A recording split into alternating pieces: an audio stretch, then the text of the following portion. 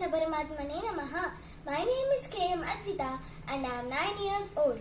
Now I am going to chant some Vedic slokas.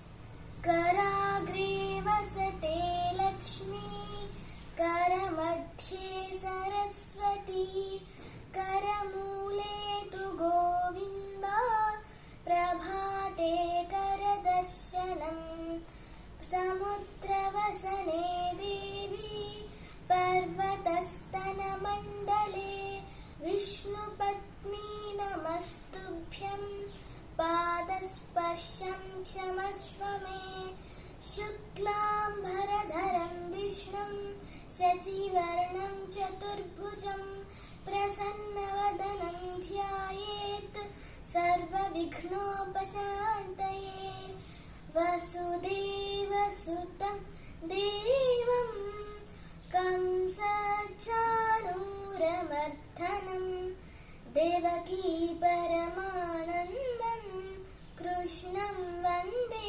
Jagadgurum, Shantakaram Bhujagashayanam, Padmanabham Suresham, Vishwadharam Gaganasadrusham, Meghavarnam Shubhangam, Lakshmikantam Kamalanayanam, Yogibhirthyanagamyam, Vande Vishnum Bhavabhayaharam, Sarvalokaikanadam, Vande Vishnum Bhavabhayaharam, Sarvalokaikanadam.